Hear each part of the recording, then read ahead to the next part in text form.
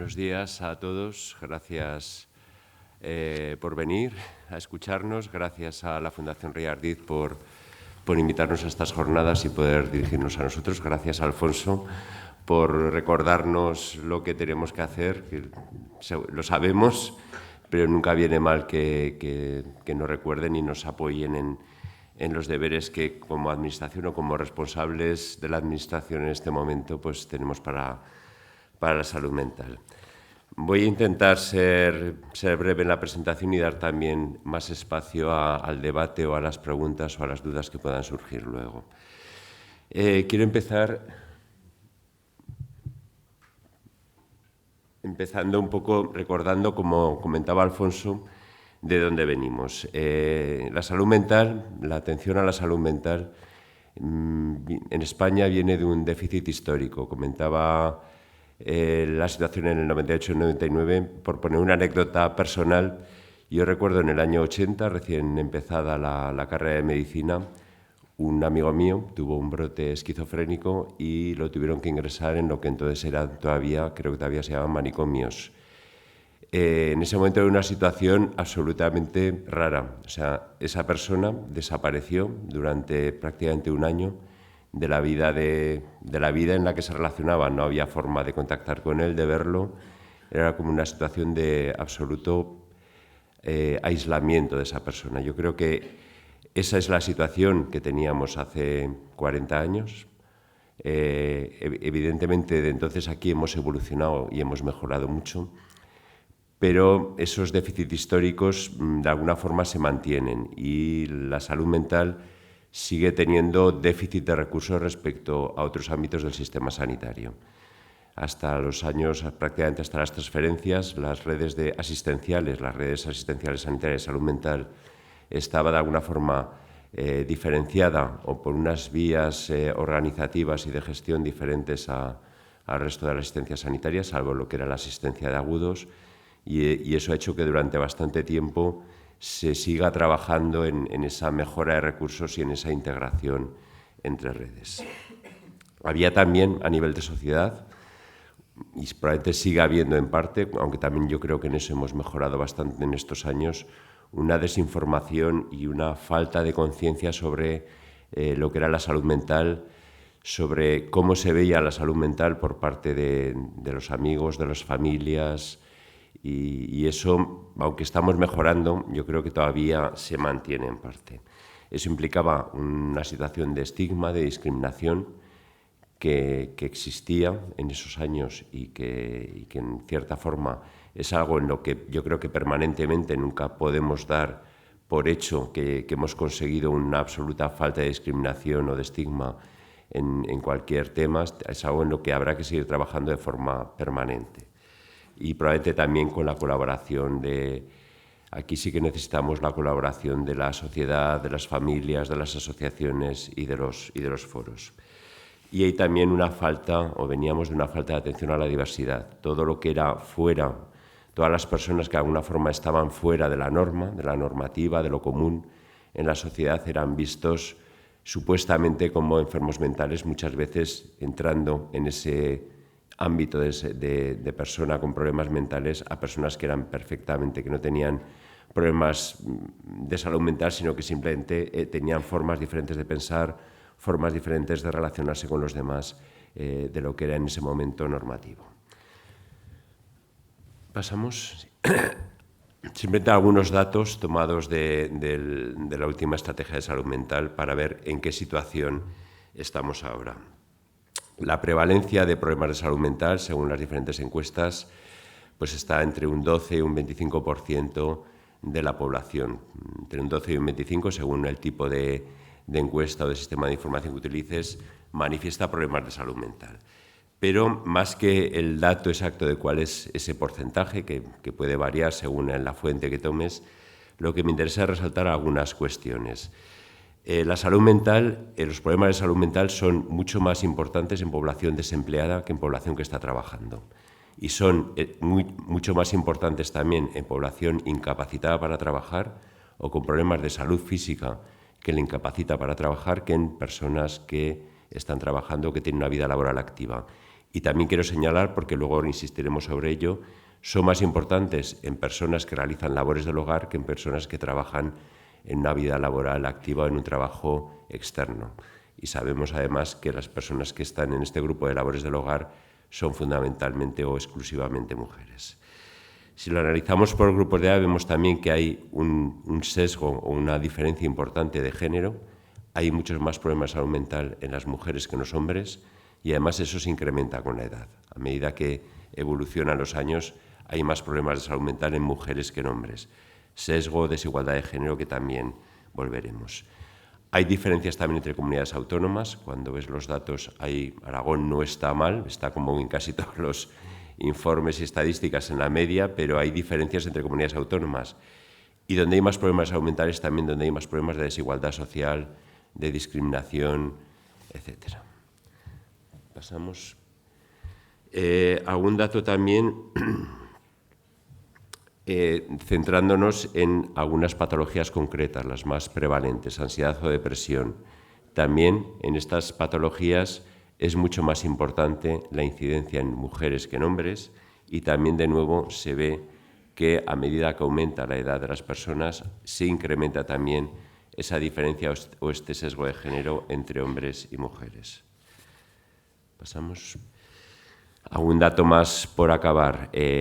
También, aparte de lo que hemos comentado de la situación activo desempleado, también hay otros factores que claramente influyen en la salud mental. La renta es un determinante importante de salud mental. Las personas con menos renta, con más pobreza, con más exclusión, tienen más problemas de salud mental.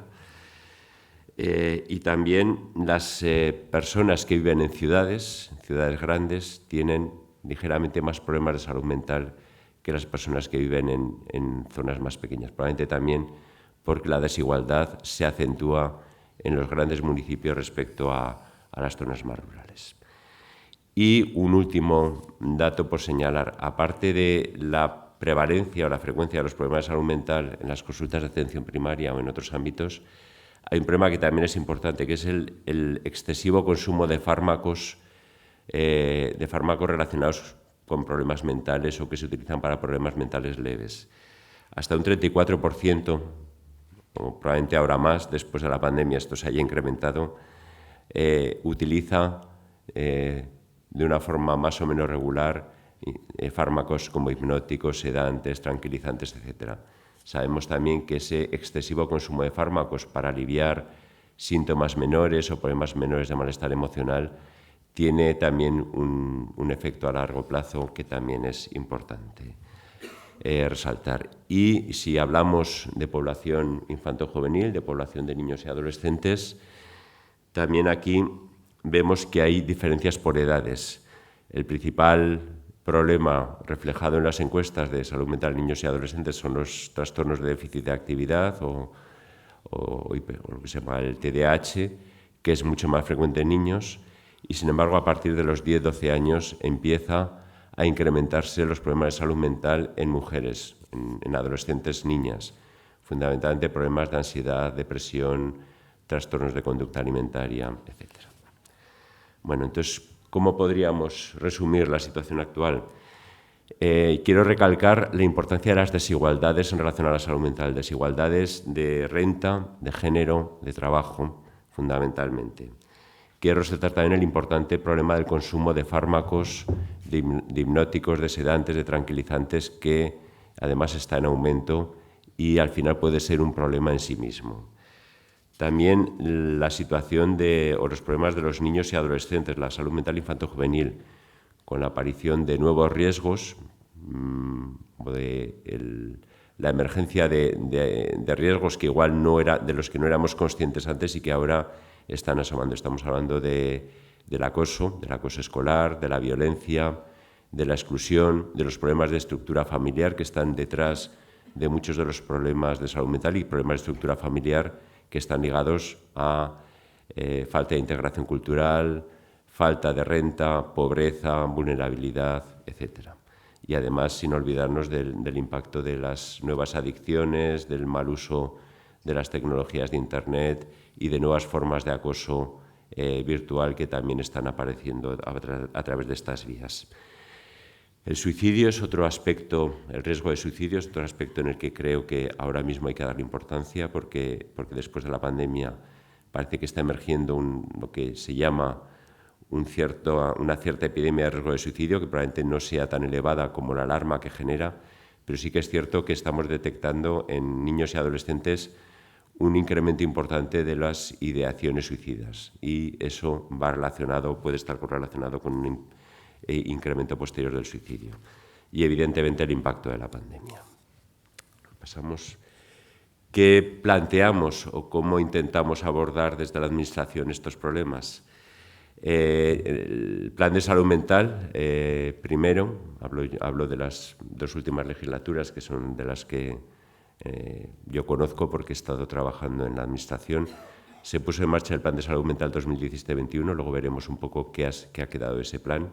Era un plan muy ambicioso, no todo se ha podido llevar a cabo, también en parte porque la pandemia vino aproximadamente a mitad de ejecución del plan y cambió, de alguna forma, nos cambió el pie en muchas cosas, también en esto, pero sí que se han conseguido cosas, luego lo revisaremos. El plan de salud Aragón 2030, hemos hablado antes de las desigualdades, y el plan de salud Aragón 2030 se basa en el concepto de salud en todas las políticas y creemos que eso es fundamental para enfocar la salud mental.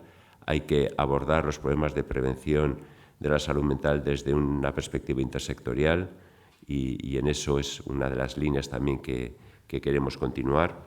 Se hizo también en el 2018 el plan de adicciones. También no se ha podido ejecutar todo él, también debido a la pandemia.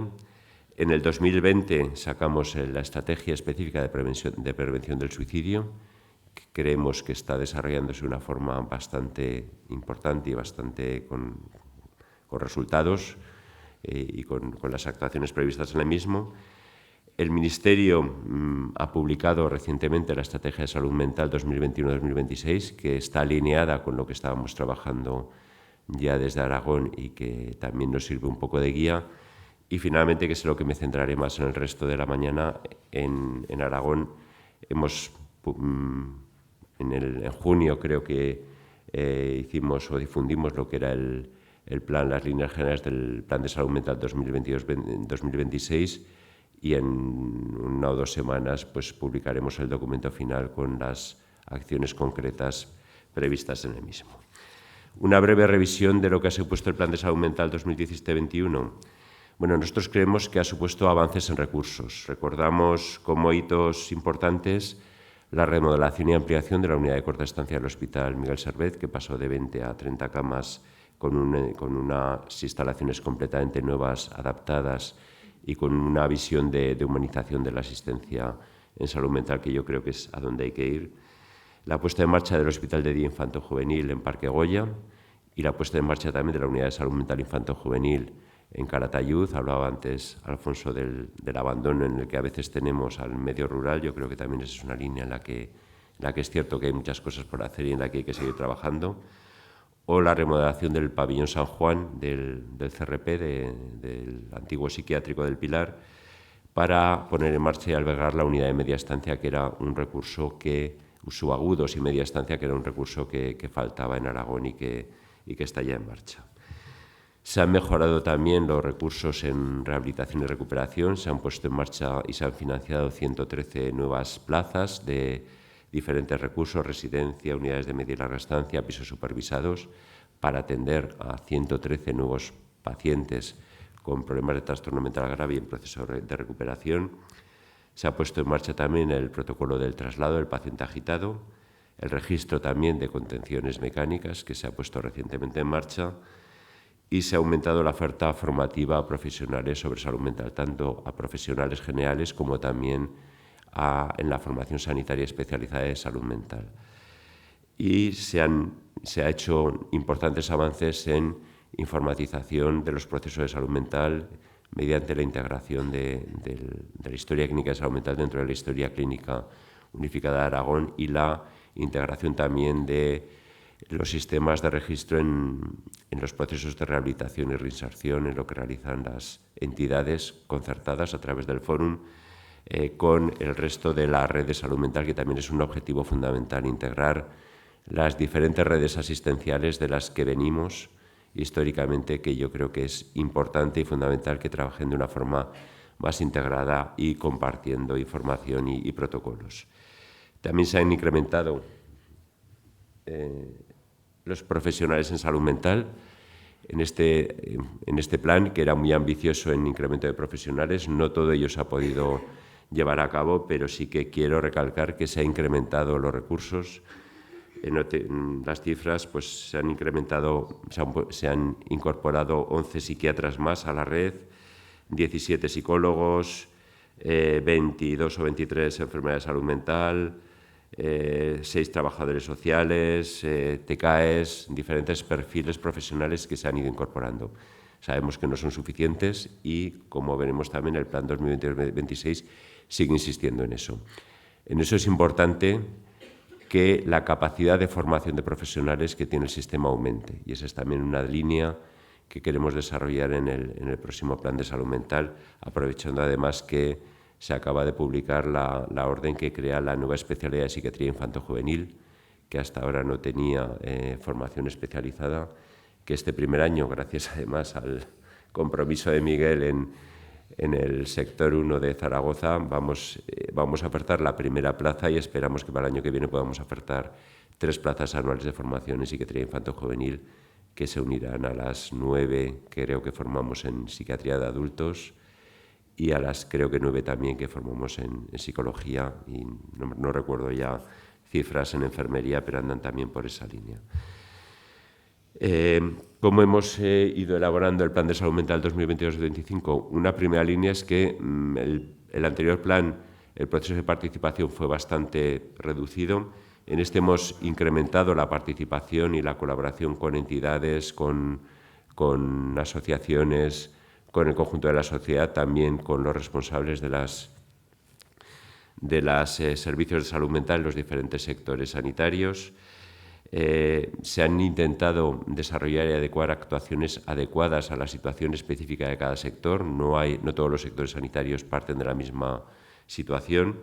Se ha hecho una estimación de recursos y presupuesto, y por eso este plan va con un presupuesto específico, y se ha aprobado por parte del Gobierno de Aragón, con lo cual en principio tenemos el respaldo económico del Gobierno de Aragón, y eso también nos garantiza que el presupuesto reservado para el plan pues esté disponible a lo largo de los 4 años de vigencia del mismo.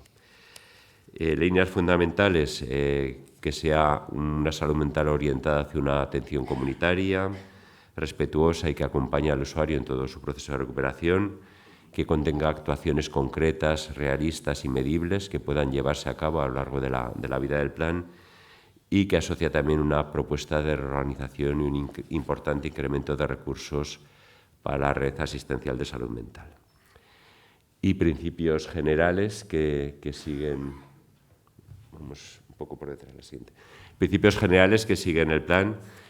La atención igualitaria de entornos rurales. Nos preocupa el problema de la despoblación, de lo que se llama la España o el Aragón vaciado, y sí que pensamos que hay que poner los esfuerzos necesarios para que la atención de salud mental llegue también a las zonas más despobladas de Aragón. Sabemos que es complicado porque la atención especializada, el volumen de recursos y de profesionales siempre está más limitado, y llegar a todos los sitios es más complicado, pero sabemos también que hay alternativas, como aprovechar el uso de la tecnología, cómo poner recursos más distribuidos por todo el territorio para que no sea realmente algo alejado y que podamos llegar a los pueblos, no solo a las ciudades medias, sino también a los pueblos.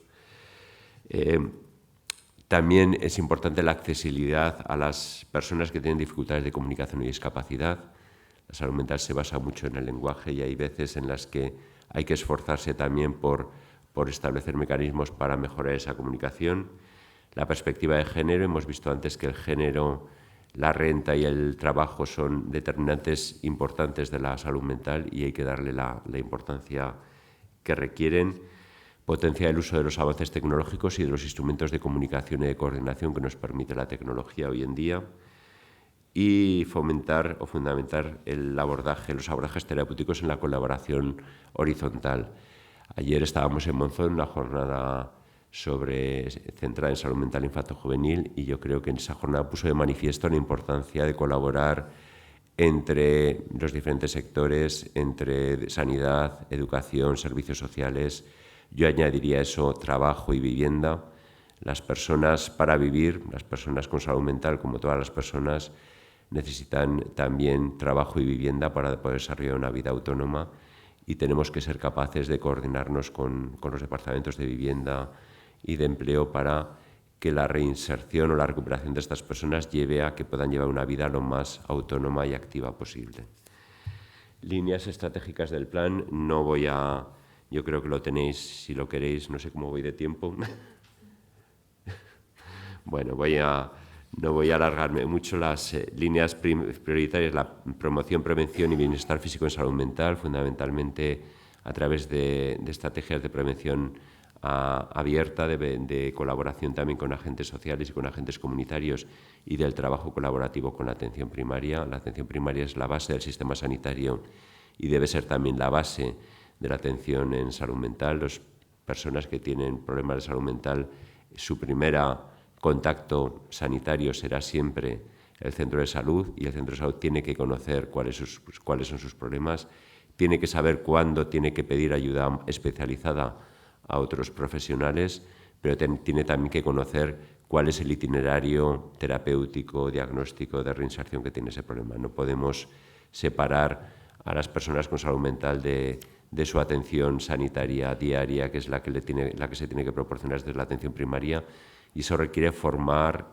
y reforzar la formación y la sensibilización de esos profesionales para atender adecuadamente a estas personas con salud mental, con problemas de salud mental. Una segunda línea estratégica es la atención a las personas con procesos complejos, con trastorno mental grave, las personas que tienen que ir a recursos más especializados, tanto de reinserción y de recuperación como también de salud mental asistencial.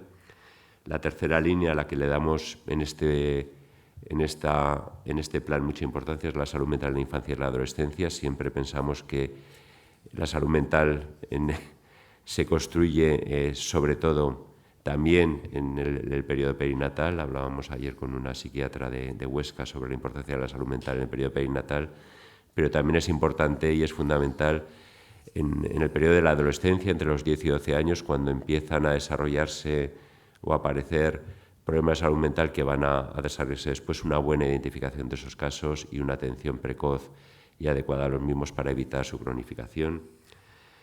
La atención a las adicciones. Las adicciones durante mucho tiempo han sido como una parte diferencial de la salud mental. En Aragón, sabemos que no es así en todas las comunidades, pero en Aragón apostamos por la integración de la atención a las adicciones con el resto de la integración en la red de salud mental, y eso implica dotar de más recursos y establecer sistemas de coordinación y colaboración adecuada. La psicogeriatría. Sabemos que los problemas de salud mental se incrementan en la población anciana y hay que darle la importancia que se merece también a la psicogeriatría. La estrategia de prevención también del suicidio. La coordinación, la colaboración y la transversalidad con otros agentes, con otros departamentos, con otros sectores. La formación, investigación, innovación y nuevas tecnologías. Sobre todo la formación, yo creo que le tenemos que dar un impulso importante para garantizar que vamos a tener profesionales formados suficientes para desarrollar todo el plan. Y finalmente la humanización de la salud mental, la humanización tanto de los recursos asistenciales como la lucha o seguir en esa lucha contra el estigma en la que colaboramos tradicionalmente con las entidades del foro.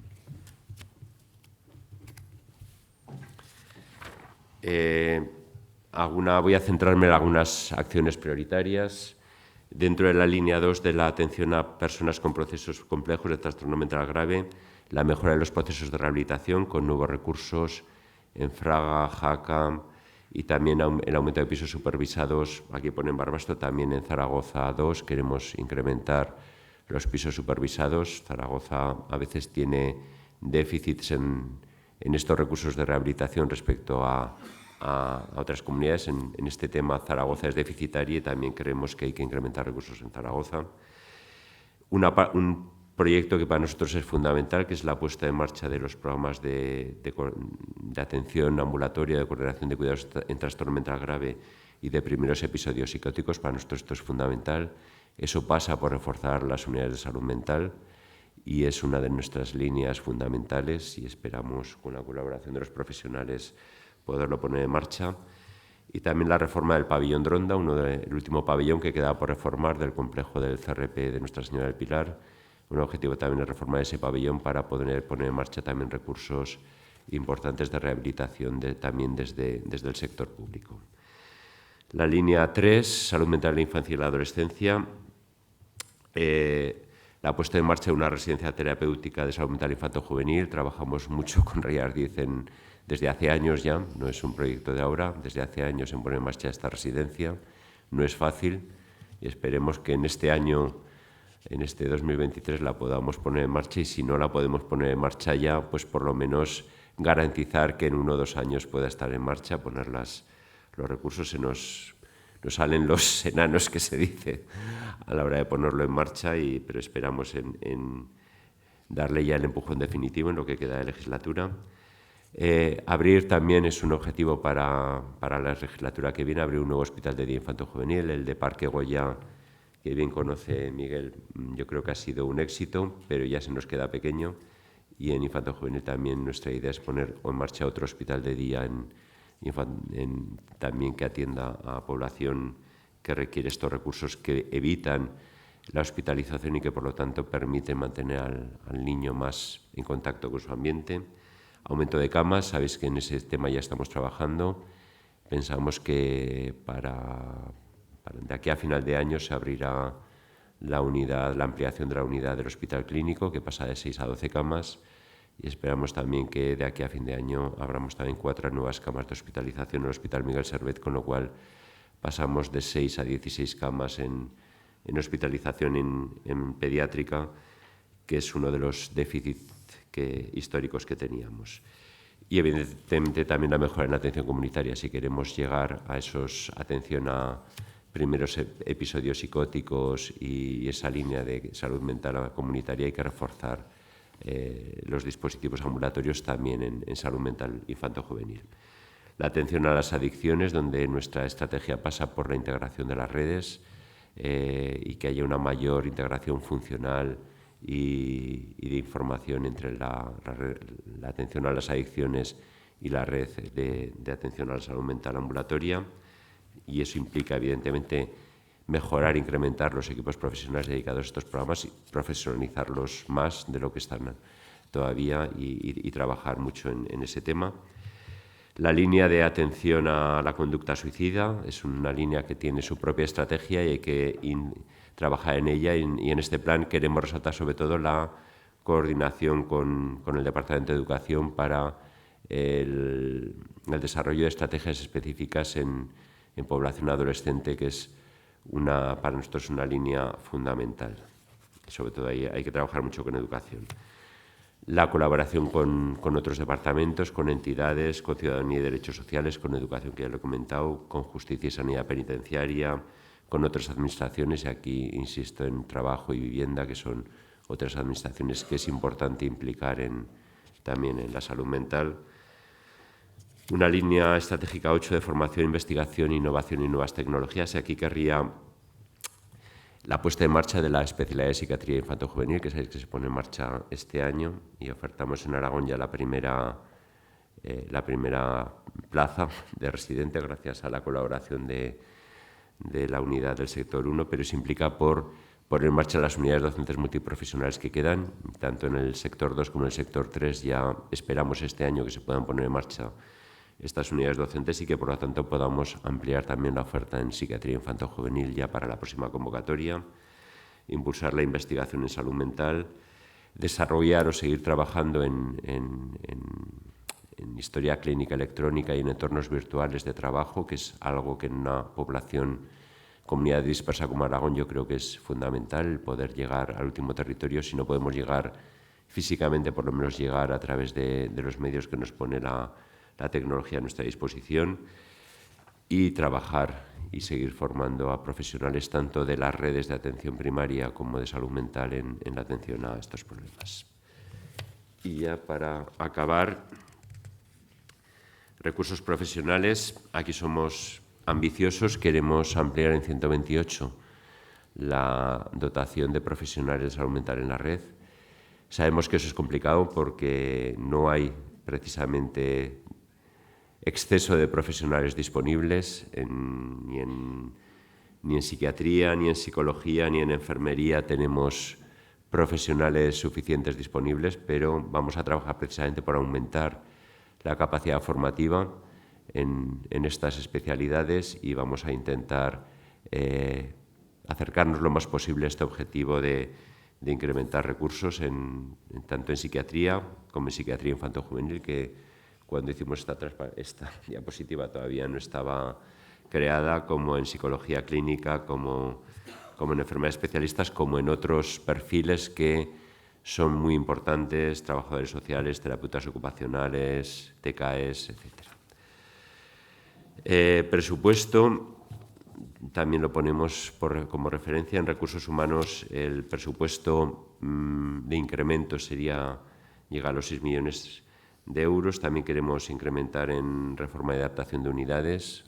Ahí hablamos de las unidades que se están reformando tanto en el Rollo Villanova, como en el Clínico, como en el Miguel Servet. También la reforma del pabellón del Psiquiátrico del Pilar. También vamos a incrementar la concertación en rehabilitación con las entidades con las que trabajamos muy a menudo y evidentemente vamos a seguir trabajando en líneas de formación, de humanización y de sistemas de información. Este es el presupuesto único, por decirlo de alguna forma, pero como las medidas se van poniendo en marcha a lo largo del año, nuestra estimación para los 4 años de duración del plan es llegar a los 22.180.000 de incremento presupuestario en la red de salud mental, que eso supone un incremento anualizado a lo largo de los 4 años de duración del plan. Y por mi parte nada más. Luego supongo que habrá debate y respondemos a las preguntas que haya. Acabo con unas fotos de una actuación en el Centro de Día de Movera, gracias a una colaboración que tenemos muy importante con una asociación que es Believe in Art. Si no la conocéis, pues os animo a que la conozcáis.